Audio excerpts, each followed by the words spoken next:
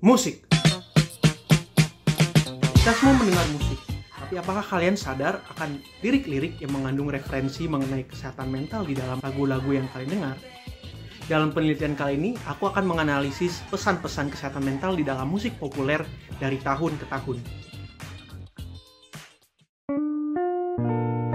Menurut sebuah penelitian yang dilakukan oleh Mojtaba Ovson dan Han, meski terjadinya peningkatan kasus masalah kesehatan mental bagi mereka yang berusia 12 hingga 20 tahun, kondisi kesehatan mental seperti kecemasan dan depresi masih kurang terdiagnosis dan kurang dirawat antara kaum remaja dan pemuda. Masalah kecemasan berlebihan dianggap mempengaruhi 30% dari kaum pemuda, akan tetapi sekitar 80% dari mereka tidak pernah mencari pengobatan untuk masalah ini. Penelitian ini bertujuan untuk menganalisis keberadaan pesan-pesan atau referensi yang terkait dengan kesehatan mental di dalam lagu-lagu populer. Penelitian ini juga bertujuan untuk mencari tahu apakah terdapat sebuah peningkatan maupun penurunan dari pesan-pesan kesehatan mental di dalam lagu-lagu populer dan seiring tahun ke tahun.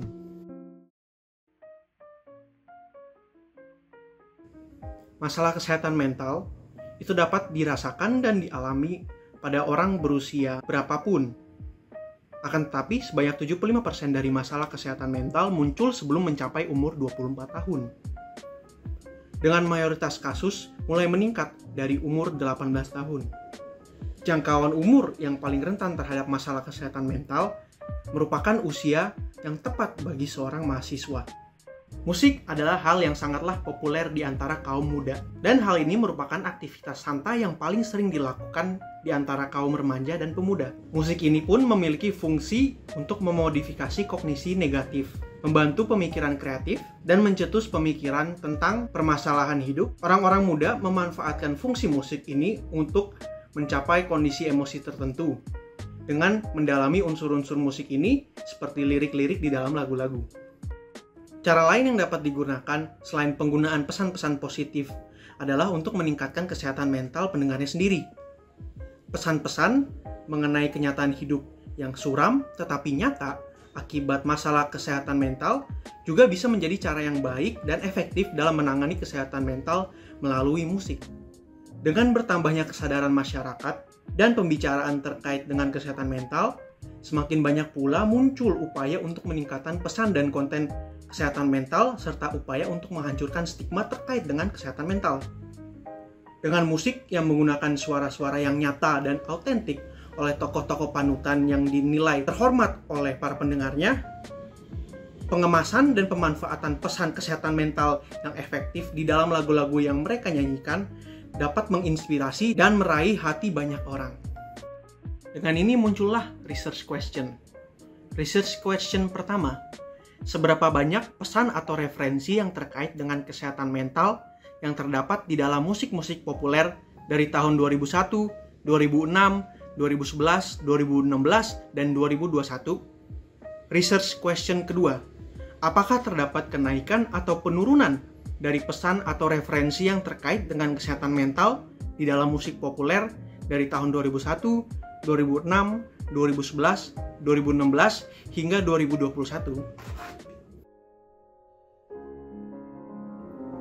Penelitian yang akan dilakukan ini menggunakan pendekatan analisis isi konten. Untuk menjawab research question dan hipotesis pada penelitian ini, penulis akan menggunakan perangkat lunak SPSS atau Statistical Product and Service Solutions. Populasi di dalam penelitian ini merupakan list yang dikeluarkan oleh Billboard Year-End Hot 100 Singles pada tahun 2001, 2011, 2016, dan juga 2021. Untuk sampelnya, 25 lagu dalam tiap tahun ini akan diambil berdasarkan lagu paling populer dari tingkat 1 hingga tingkat ke-25 pada tahun-tahun populasi tersebut. Teknik yang digunakan dalam penelitian ini merupakan purposive sampling. Coding book yang dibuat dan digunakan di dalam penelitian ini berdasarkan coding book yang telah dibuat oleh Kresovich et al. Pada tahun 2021 yang berjudul Mental Health in Music Codebook. Lagu-lagu akan dianalisis untuk mencari lirik yang mereferensi mengenai pemikiran cemas, anxiety, depresi atau depression, kiasan kesehatan mental atau mental health metaphor, menyakiti diri atau self-harm, dan bunuh diri atau pemikiran untuk bunuh diri, suicide or suicidal thoughts, di dalam coding book. Setiap referensi kesehatan mental dalam lirik lagu akan diisi dengan angka 1 pada jenis masalah kesehatan mental yang terkait, dan angka 0 bila tidak ada pesan atau referensi yang terkait di dalam lirik-lirik lagu.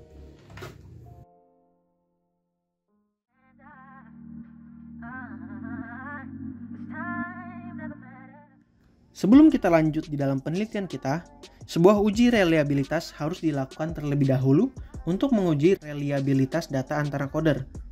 Uji ini dilakukan dengan menggunakan jumlah sampel minimal untuk populasi sebesar 500 kami dengan probabilitas level sebesar 95%.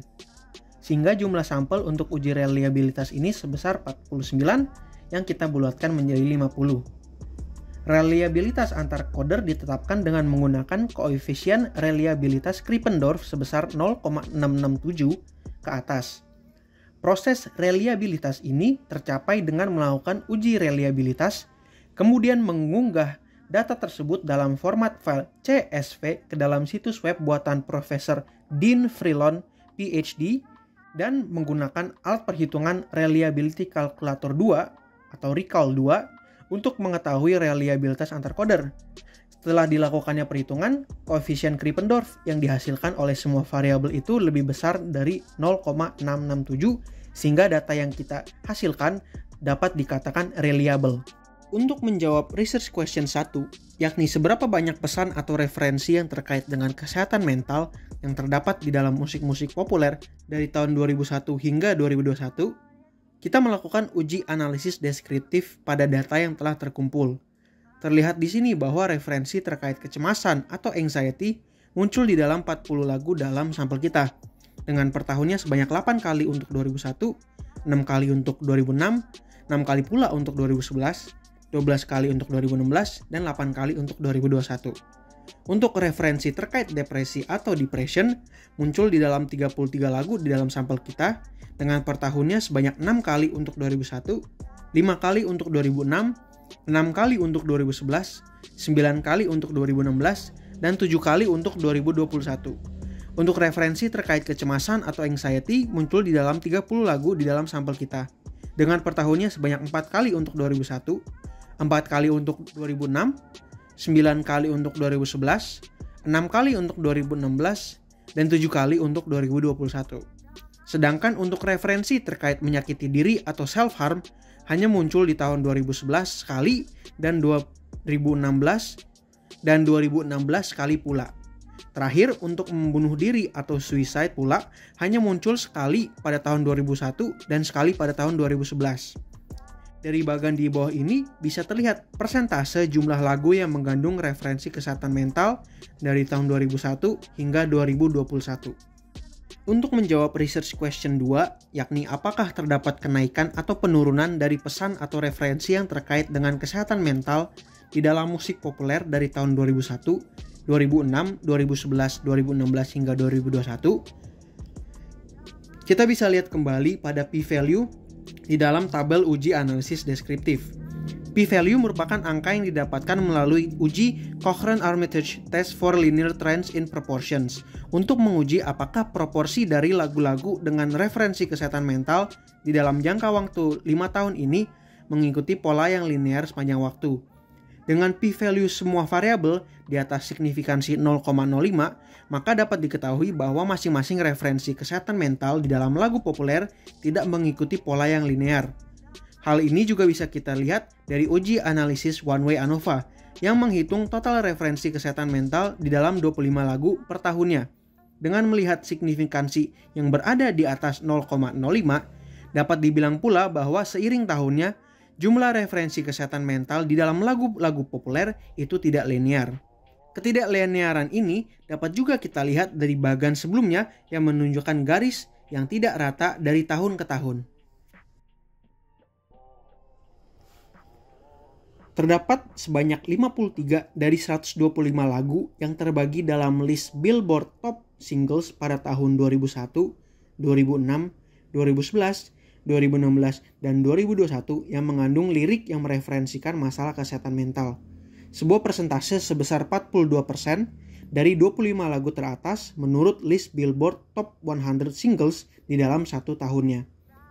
Meskipun jumlah lagu yang mengandung masalah referensi kesehatan mental di dalam liriknya itu terkesan banyak untuk suatu tahun, akan tetapi terbukti tidak ada tren atau pola peningkatan ataupun penurunan dari jumlah referensi terhadap masalah kesehatan mental dari tahun 2001 hingga 2021. Sekian presentasi penelitian saya ini. Thanks for watching and see you next time.